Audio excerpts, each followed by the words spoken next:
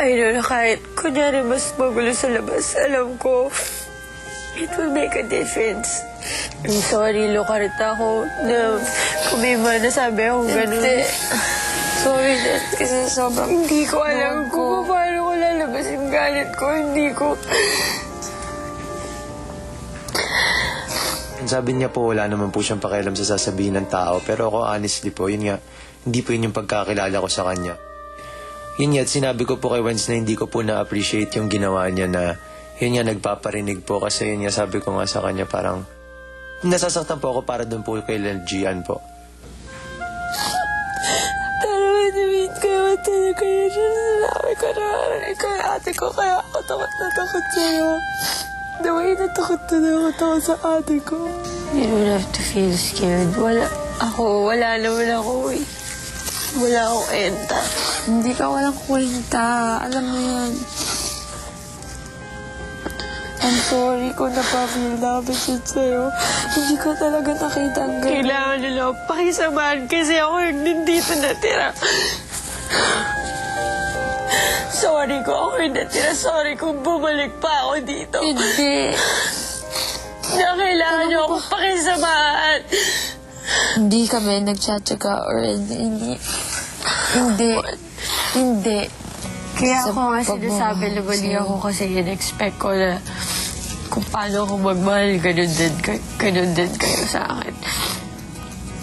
But I guess we're different people. Hindi na naman ako super galit eh. And hindi naman yun galit. Basta saktan lang ako. But, I said to everyone. Sana bigyan mo ko dyan. Oh naman, hello.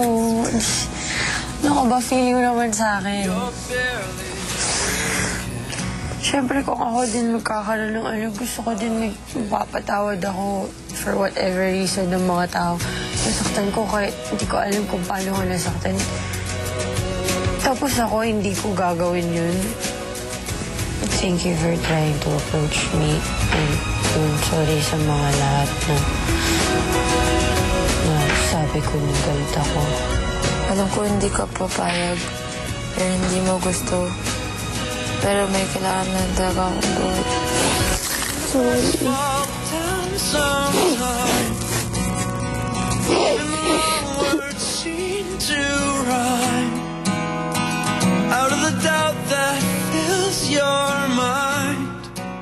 I mean, mas naintindihan ko siya ngayon. Pero she needs time pa daw to say. Which you understand? Oo. Hindi naman ibig sabihin na porket nasaktan nila ako, hindi ko na sila kayo patawarin. Hindi, the fact na nilapitan mo siya big stuff na yun. Kaya ikaw yung nag-approach. Kaya akala ko hindi ko kayang gawin. Pero hindi rin ibig sabihin na pag pinatawad ko sila, ina-accept ko yung... Dahilan? Or yung mga sinabi nila why they did that. Na-overcome ko na yung fear ko. So, nalaman ko na kung hanggang saan yung kaya ko. Alam mo yun? And kung ano yung significance or value sa akin ng isang bagay or ng tao. Even the best fall down sometimes. Even the wrong ang mga nalamatang relasyong di na maibalik sa dati. Ang mahalaga ay gumagawa tayo ng hakbang upang muling mapalapit sa mga taong minsan ay naging mahalaga din sa atin.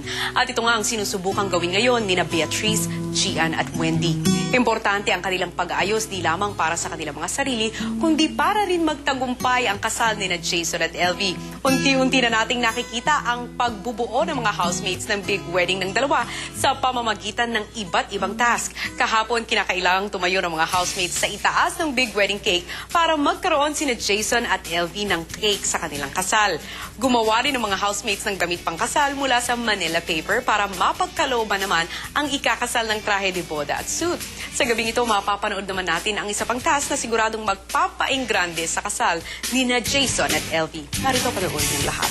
Lodi, may papagawa ko sa inyo. Apo kaya? Kunin mo yung task na ito at basahin mo. Okay. Housemates, sa araw na ito, susubukan ko ang inyong determinasyon na magtagumpay sa pagsasakatuparan ng big dream wedding ni Elvie at Jason. Bilang bahagi ng inyong weekly task, kinakailangan masigurado nyo ngayong araw na makukumpleto ang lahat ng kagamitang kakailanganin para sa nalalapit na kasal sa Sabado. May 100 kalapati sa activity area at kailangang makuha ng mga housemates ang mga piraso ng papel na nakadikit sa paa ng 50 sa mga ibong ito. Nakasulat sa papel ang ilan pa sa mga bagay na kakailanganin para sa kasal ni na Jason at Elvie tulad ng wedding veil at gamit sa reception. At syempre, may ilang sorpresang bagay din isinama si Kuya. Ang wendang patintero? May nakasunod pa. Maputi ng paa. Sobra! Grabe, naiputan ako. Swerte yan, di ba? Amoyin mo nga. Yay! Finally!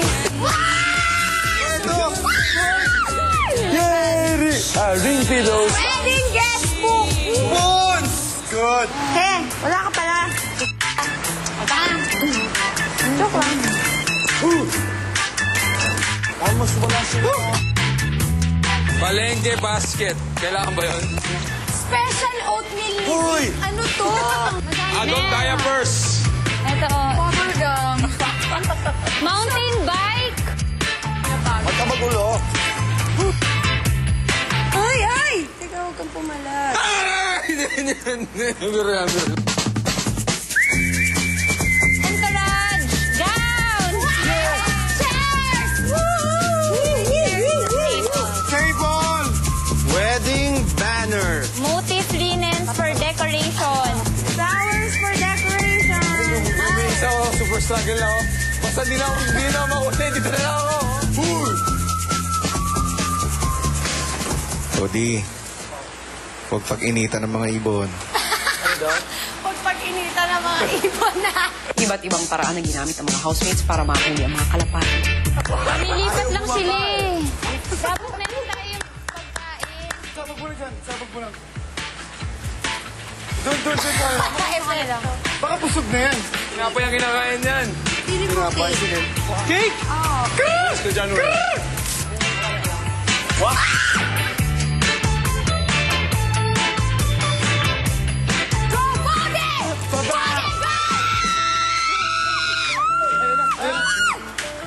Yan? Hindi siya yan. Nag-disguise siya, hindi? Meron? Right. Biyasa. Oh, meron. Ooh, good. Magiging Tiara! Yay! Si Buddy! Buddy! Buddy! Huwag kong kumain ng kalapati, Buddy! Housemates, ba't niyo iniwang bukas ang gate? Baka maunahan pa kayo ni Buddy sa panghuli ng mga kalapati at makuha niya ang kanyang hapunan. Patay! Buddy, out! Out! Kakain ng kalapati. Ayun siya! Dito! Buddy! Ang palin yan. Pilipinian. Binagod mo kami. Boxporo. Good!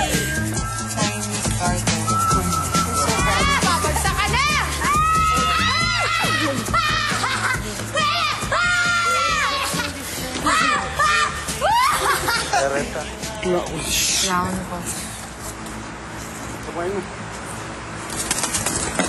Let's go! Ikaw! Parang manok. Baby oil! Go! Go! Wedding Wedding Wedding bells! Mabuhay ang mga kasal! Let's go, Wendy! Red carpet! Yay! Wedding garland! Wala! Ito ka. Isa na lang. Isa na. Hindi, isa na lang talaga. Isa na lang. At ang nakalagay ay... Woo! Big!